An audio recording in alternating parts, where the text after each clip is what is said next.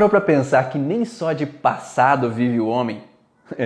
Exatamente, quando a gente começa a estudar sobre a origem dos sintomas, a gente começa a ficar muito focado em olhar o passado. O que aconteceu na vida da pessoa que acaba trazendo os sintomas, as alterações, a forma emocional de agir perante as situações do dia a dia. Mas, às vezes, existem também olhares para o presente e são necessários em alguns momentos, e olhares com relação ao futuro, que também são interessantes para que aquela pessoa se mantenha com um objetivo, com um sonho, com um desejo de se manter viva. Nós vamos dar uma recapitulada em cada um desses princípios e eu vou dar dicas para você, para que você possa entender como poder trabalhar sobre um, sobre o outro e sobre o outro. Então, quando a minha base aqui é trabalhar sobre o passado, eu trabalho muito com informações que são desde a transgeracional, das heranças familiares, as situações na pegada genômica, que é a que nós chamamos quando o pai e a mãe estão idealizando ter um filho, quando eles, enfim, fecundam uma criança e têm a gestação, os primeiros anos de vida daquela criança e depois tudo que vem até o hoje, como uma marca que pode deixar propensões a essa pessoa desencadear sintomas. Então, quando nós trabalhamos com essa parte de passado, nós temos que olhar para todos esses âmbitos de situações que podem fazer com que o sintoma atual esteja presente. Mas, se nós formos olhar então para um contexto de um paciente que está apresentando uma situação de dificuldade, às vezes, com relação ao financeiro, dificuldade em progredir profissionalmente, que as coisas realmente aconteçam na vida dele e que ele tem esses medos, ele tem a insegurança de conseguir conquistar mais dinheiro ou medo de não saber administrar bem o dinheiro. Então isso pode estar vindo de uma situação, como para o paciente meu que eu atendi há uns meses atrás, ele vinha de uma situação onde a família dele falava muito nesse contexto de que ter muito dinheiro não é bom. Então, cada vez que ele começava na empresa dele, ela começava a dar frutos, ele começava a comprar outras empresas associadas àquela dele, os familiares dele, não faça isso, vai ser difícil demais para você, vai ser complicado demais para você. Então são crenças impostas pela família que podem alterar aquela pessoa, fazendo com que ela fique nas inseguranças, ela fique no medo e ela deixe de progredir na vida dela. Então, cada vez que ele ouvia essas picuinhas que vieram desde a infância dele, que dinheiro é difícil, que tudo é complicado, é melhor estar como estamos do que às vezes tentar fazer um investimento e perder tudo. Então já vem de um processo de crenças familiares. Mas será que da onde que podem ter vindo essas crenças?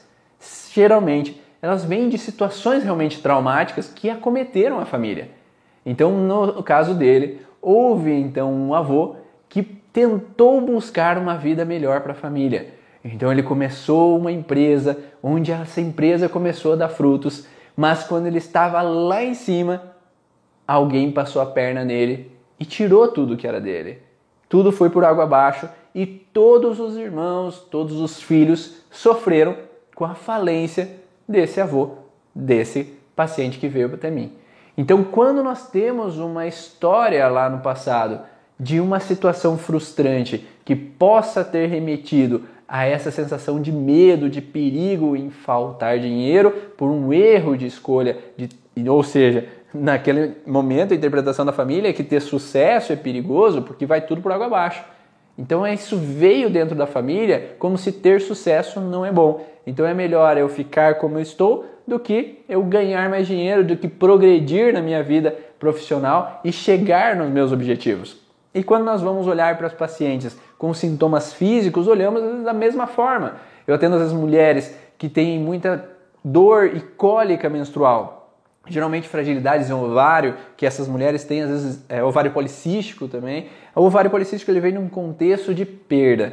Esse contexto de perda ele pode estar vinculado a alguém da minha família, então eu perdi minha avó quando eu era criança, essa mulher ela perdeu um animal de estimação que ela considerava muito, ou perdeu os pais mesmo, ou perdeu alguma amiga que era muito próxima dela. Então cada perda há uma fragilidade no ovário que acaba deixando uma propensão que hoje ela tenha esses sintomas. Então é devido a algo lá do passado que deixou uma fragilidade para que hoje ela tivesse esses incômodos. Mas enquanto a gente não olha para a causa, a origem inicial desses sintomas, a gente permanece num padrão de incômodo que a gente não consegue enxergar o motivo.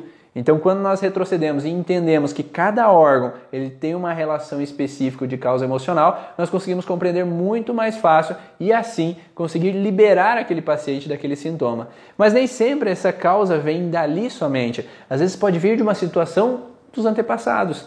Então, ela pode ter tido uma avó que perdeu um filho pequeno, que caiu no poço, que por algum motivo ficou doente e veio a falecer. Então essa sensação de perda não bem recebida, não bem aceita, pode deixar uma propensão nessa relação de alerta e dificuldades em lidar com perdas dentro da família. Então essa herança familiar é uma propensão em que o meu cérebro entende que eu não quero viver aquilo de novo. Então eu já fico um alerta principal àquela situação. É a mesma coisa do paciente que eu falei com relação ao financeiro. Então, o avô sofreu uma falência. Então, todo mundo ficou alerta que é perigoso ter dinheiro, porque eu não quero viver a falência de novo. É uma proteção, é uma tentativa de eu evitar sofrer tudo de novo. Mas, ao mesmo tempo, eu acabo não conseguindo atingir os meus sonhos, meus objetivos, porque existe o medo de eu passar pela mesma coisa.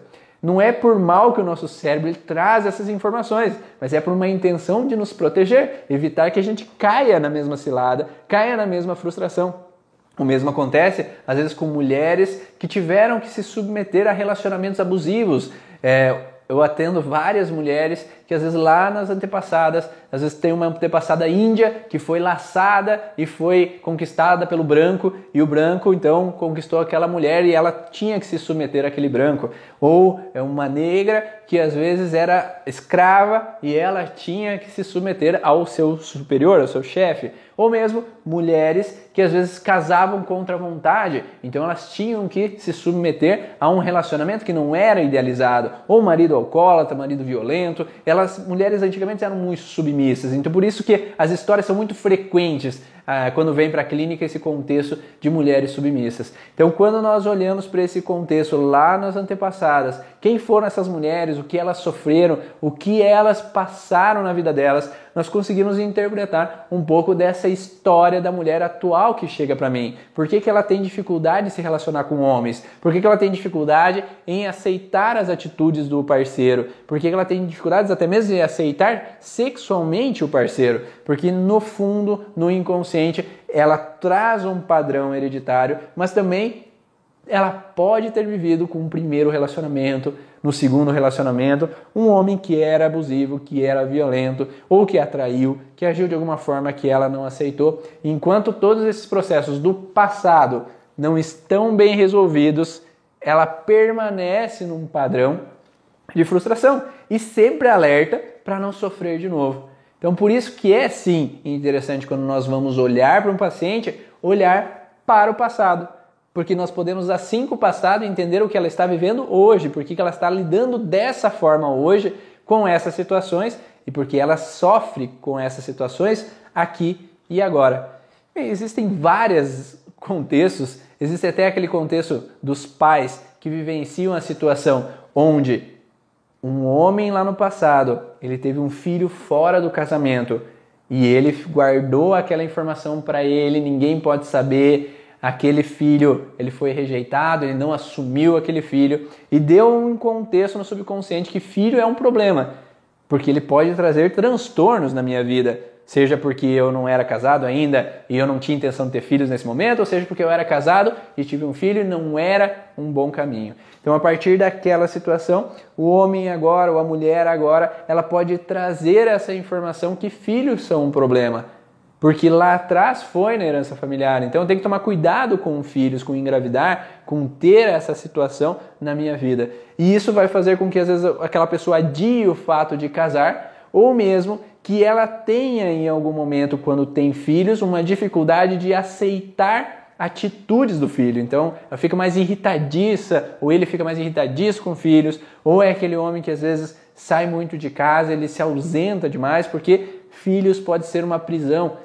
Então eu engravidei e tive que casar, então eu tenho que ficar preso a essa situação. Então às vezes eu acabo fugindo, mas saindo com amigos ou trabalhando, viajando, que assim eu não me sinto preso a essa situação. Então são vários os contextos do passado que podem influenciar no presente, enquanto a gente consegue buscar e vasculhar lá atrás, a gente entende, então como terapeutas, o que o paciente está vivendo e ele então conseguindo compreender melhor isso, consegue sair desse processo. Mas nem tudo já passou. Então, quando o processo é no passado, a gente consegue encontrar, a gente consegue ressignificar essa informação para o paciente e ele consegue sair desse processo muitas vezes. Mas se a situação ainda está acontecendo, ele está no presente. E não adianta trabalhar no passado se o presente estar presente para ele. Então, quando nós falamos das leis biológicas, nós entendemos que o órgão é fragilizado porque eu vivi uma situação emocional.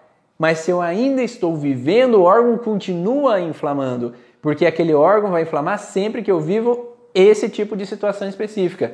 Então, se eu continuo vivendo uma situação de uma raiva indigesta, eu vou continuar tendo alteração na vesícula, na curvatura menor do estômago, uma queimação, uma dor no estômago, porque eu continuo vivendo aquela situação. É como se o órgão, ele fica te mostrando, tu tá vivendo isso ainda, tu tá vivendo isso ainda, tu tá vivendo isso ainda. Então, enquanto eu permaneço no processo, eu continuo tendo sintoma. Ou, se aquela criança, ela tem bronquites recorrentes, e essa bronquite é porque os pais ficam brigando, discutindo o tempo inteiro, não adianta vir num terapeuta e tratar a bronquite dessa criança se ela chega em casa e os pais vão estar brigando de novo. Eu já contei uma história uma vez num vídeo que eu atendi uma criança que tinha crises epiléticas. E essas crises epiléticas se davam exatamente logo após discussões dos pais. Quando os pais alteravam a voz, brigavam, o pai ameaçava bater na mãe e aquela criança ela vinha, desabava numa crise epilética. Então a gente encontrou na sessão, encontrou na terapia, mas na outra sessão daí melhorou. Ele ficou 1-2 meses bem, mas daí voltou. Daí quando eu fui atender a criança de novo, volta a situação a acontecer. Então os pais tinham brigado de novo, por isso voltou o sintoma da crise epilética. Então a crise não vai passar enquanto aqueles pais não resolvem a situação que está acontecendo. E isso fez com que chegasse até o ponto de se separarem. Aí as crises não aconteceu mais. Mas não precisa chegar ao ponto de se separar, simplesmente é eles conseguirem lidar com os seus sentimentos de uma forma melhor. Porque às vezes não é a criança que precisa ser atendida, mas sim os pais. Porque a partir do momento que os pais estão bem, o ambiente está bom em casa, está tudo tranquilo. E não há por que aquela criança ter algum sintoma ou ter alguma alteração. Isso acontece muito frequente e às vezes os pais não se dão conta de que lá dentro de casa não se tem uma harmonia, não se tem um ambiente tranquilo. Porque aquelas crianças, elas se esperam muito nos pais. E se ela sente que os pais estão bem, tá tudo bem, eu estou segura, meus pais vão me dar segurança e eu estou num ambiente que eu me sinto confortável. Mas se eu olho para os pais e eu vejo que a mãe está irritada, eu vejo que o pai está irritado, eu vejo que a mãe está triste, vejo que estão ansiosos, ou vejo mesmo com situações leves de que a mãe ou o pai estão fugindo da relação sexual. Então a criança é muito perceptiva. E isso faz muitas vezes que aquela criança queira proteger a mãe do pai, porque a mãe quer fugir do ato sexual, então por algum motivo não é bom estar perto do pai.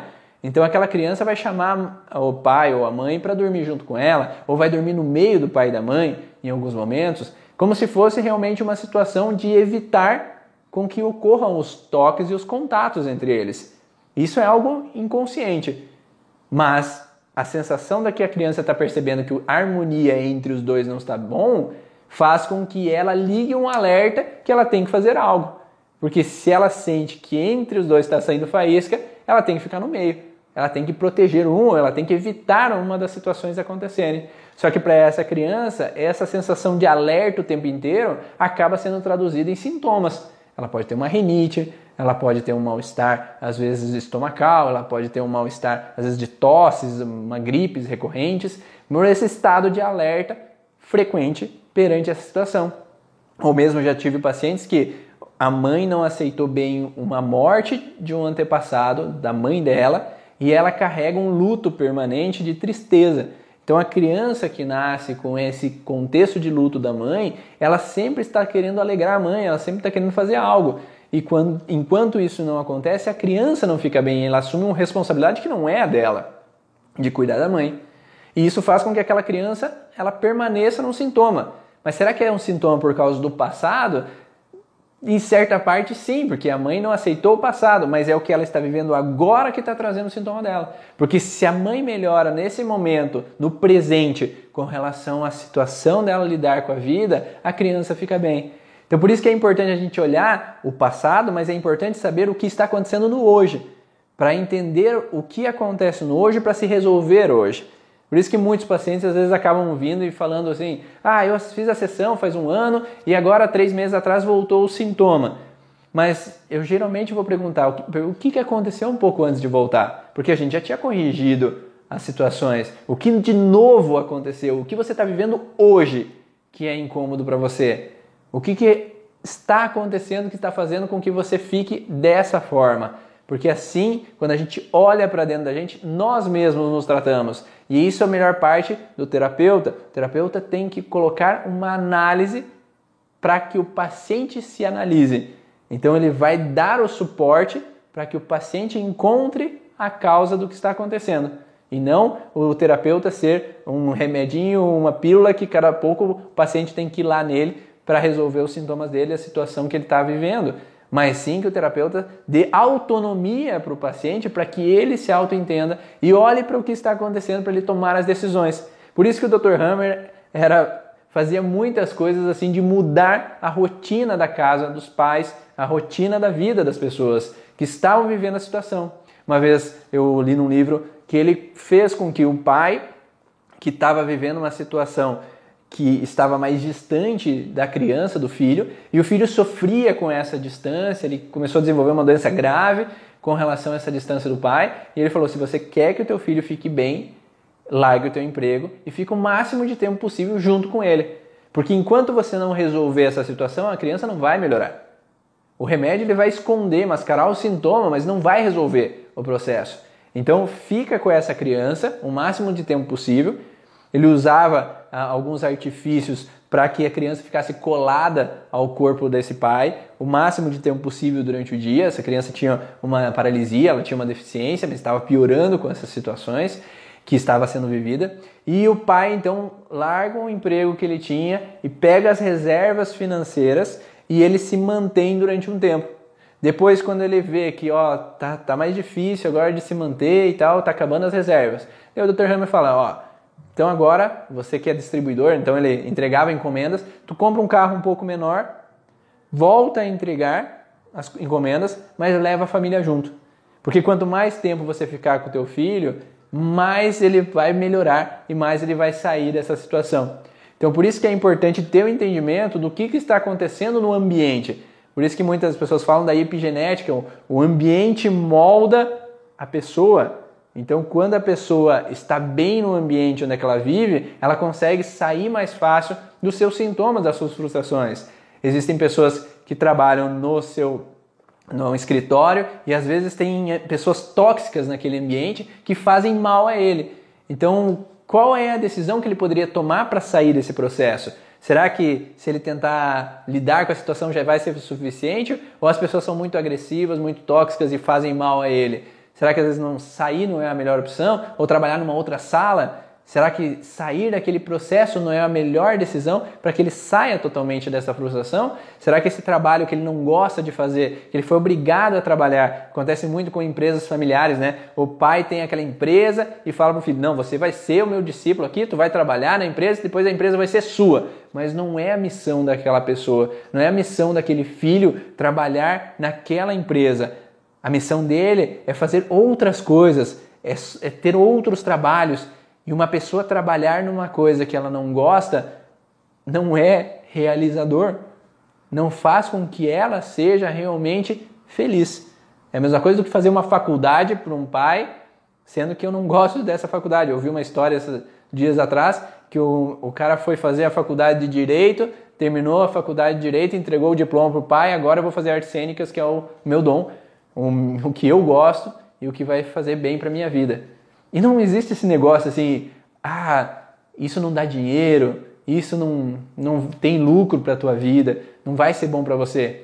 Quando a gente faz com amor algo, já é o mais importante.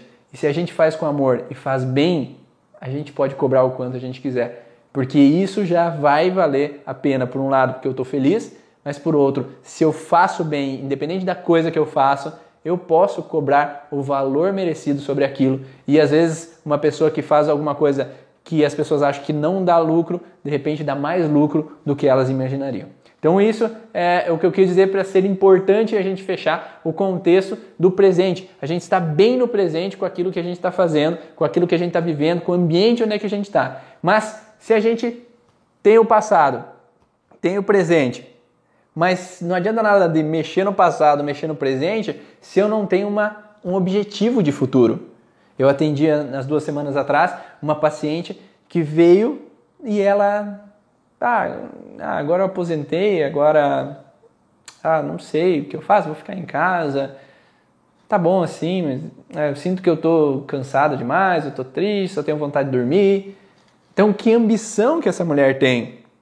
Qual é o objetivo que ela tem de vida?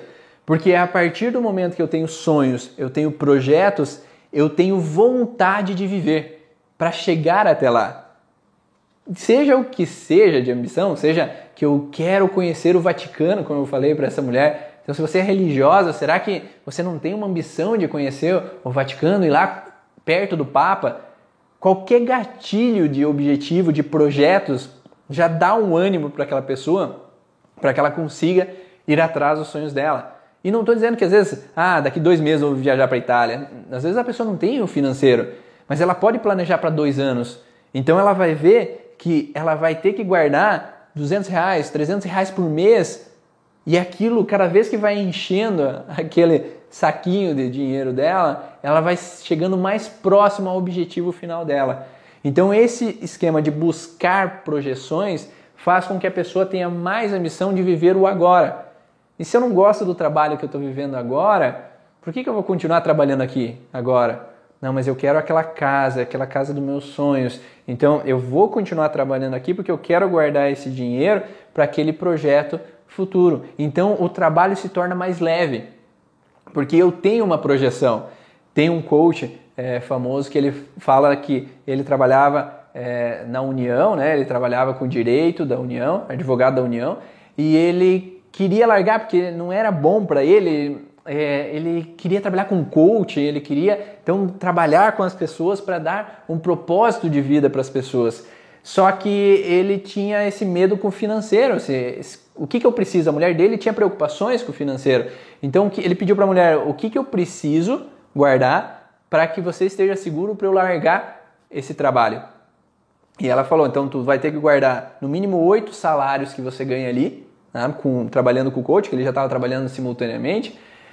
A gente tem que quitar 80% do nosso apartamento, e assim eu posso já me sentir um pouco mais seguro para que você, trabalhando com o coach, você tem que ganhar o mesmo do que você trabalha como advogado da União.